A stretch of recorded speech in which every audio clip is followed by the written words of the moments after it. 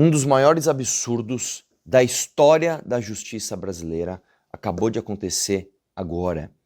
Uma juíza usou a morte de um menino de 4 anos de idade para lacrar, para militar, para, enquanto na condição de juíza penal, fazer um statement, fazer um discurso político, defender uma posição política na condição de juiz. No vídeo de hoje eu vou te mostrar como foi o crime que vitimou o menino de 4 anos, Henri Borel. Vou te mostrar o histórico desse julgamento.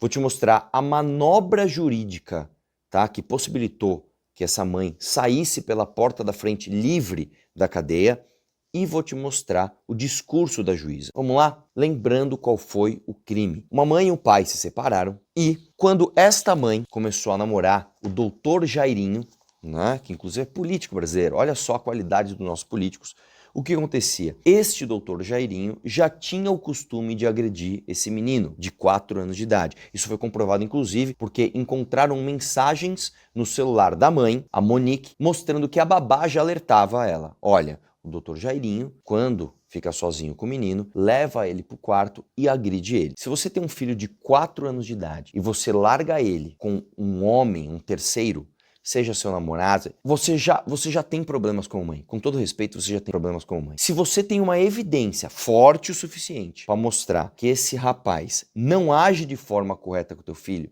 e você continua deixando ele, você tem severos problemas. Você tem problemas ao ponto de ser considerado criminosa, tá? Começa por aí. É o que aconteceu. A Monique foi presa preventivamente. 2 anos e meio depois, em março deste ano aqui, a juíza, essa mesma juíza, Elizabeth, ela concedeu, tá, uma liminar para que ela saísse da prisão. Olha, ela está presa preventivamente há muito tempo, isso configura aqui um desrespeito à justiça. Solte essa mãe. Para você ter uma ideia, nesse dia, o júri foi interrompido porque os advogados do pai simplesmente abandonaram o júri. Eles falaram, isso aqui é um absurdo tão grande que nós vamos abandonar o júri para o júri ser pausado.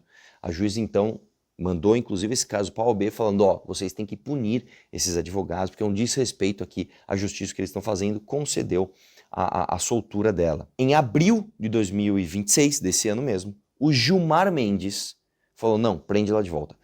Eu não sei se você entendeu o que eu falei aqui. O Gilmar Mendes, que é talvez o dono das maiores decisões, né, de soltar todo mundo, ele falou, não, não, não, prenda de volta essa mãe. E ela se entregou e foi presa novamente.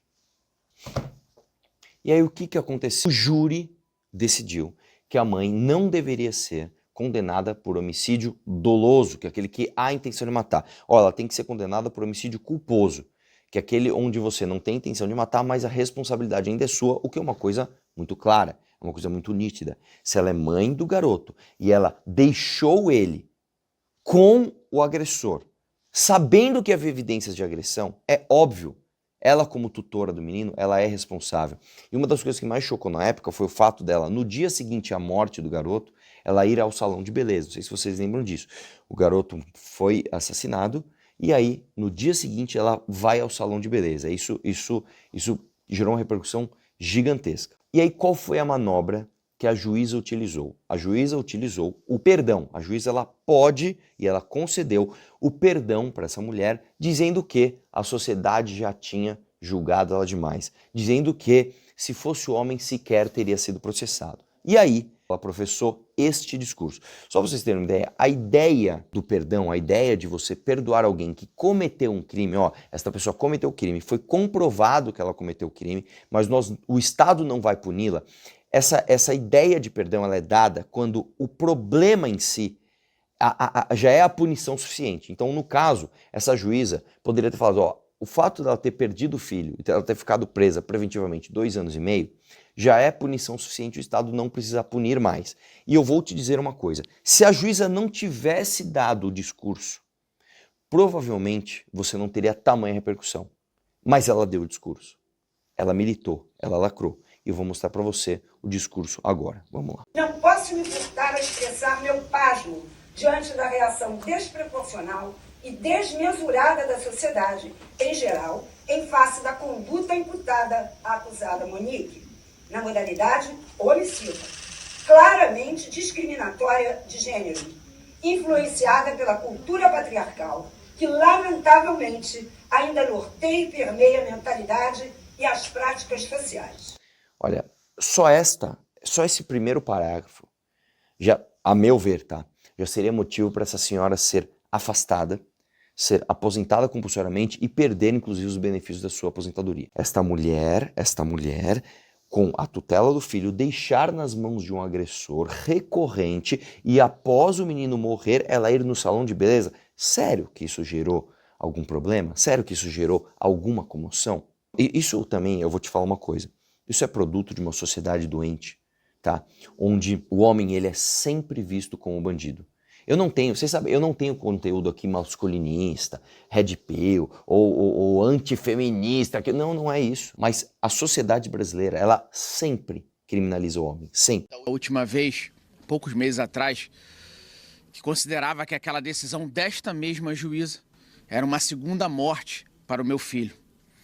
E agora venho para vocês falar que me mataram meu filho pela terceira vez. O Henri, ele representa essas milhares de crianças que são vítimas todo dia. E por causa de decisões como essa, que se abre precedente para outras mães, genitoras, que possam matar os seus filhos, que possam permitir que seus filhos sejam mortos. A misoginia matou o Henri, porque quem tinha o dever, quem era garantidora e tinha o dever de garantir a proteção do Henri, se chama Monique, que estava naquele apartamento com o Jairo. Os homens são educados, vamos lá. Eles são educados primeiro. A fazer o quê? Primeiro, eles não sabem cuidar. Eles não sabem cuidar de nada. Eles não sabem cuidar nem deles mesmos. Eles não lavam o pau, eles perdem. Marcelo Thaís, isso é um dado. É verdade. Não, as doenças, né, que derivam do cara não fazer uma higiene básica. Não sabe cuidar de si. Pausa aqui, eu gosto muito que eles fazem o corte e eles colocam a manchetezinha lá, amputação de pênis, tal. Né? Tipo assim, vamos corroborar com o que está sendo dito ali. E novamente, a Joana Fagundes é uma humorista feminista. Se ela estivesse ali fazendo humor, vamos dar zoada, beleza, cara. Porque não, ela está falando sério. Isso, novamente, é um statement. Isso é um discurso, isso é uma militância. Ela está militando pelas mulheres ou contra os homens. E aí, só fechando o arco aqui, o que acontece, cara? Como o Brasil chega atrasado em tudo assim, a cultura woke fica popular no mundo, sei lá, em 2015, 2016. Aqui no Brasil chega mais tarde, né? O fim da cultura woke, não vou dizer o fim, mas o enxugamento do tipo, deu ruim, volta. Produções culturais, tal, voltam no Brasil, demora. E agora nós estamos numa outra questão, que a questão é o seguinte, a Red Pill também chegou aqui, mas o feminismo chegou, exacerbado chegou mais tarde, a Red Pill chegou mais tarde, e agora esse discurso de criminalizar a misoginia e também chegou mais tarde. Então nós estamos agora, a moda agora é justamente isso, é falar de misoginia, tudo é misoginia. Antes, nós passamos por várias histerias. A histeria do racismo, que continua até hoje, a histeria da homofobia, que deu uma diminuída, a histeria da transfobia, que foi gigantesca, que também deu uma encolhida, a histeria da transfobia, e alguém precisa fazer resistência. E aí vou deixar mais só aquela pimentinha aqui, para você me odiar agora no final do vídeo. Quem você acha que vai representar você que acha isso um absurdo? O Flávio Bolsonaro, que votou a favor da lei da misoginia? A oposição bolsonarista, que falou que era contra a escala 6x1, mas votou para o PT não ganhar a eleição? Pense nisso, cara. Pense nisso antes de você apoiar o seu statement, a sua defesa, tá? Nas mãos de gente falsa, de gente que só quer seu like. Falou? Um abraço, vamos questionar tudo.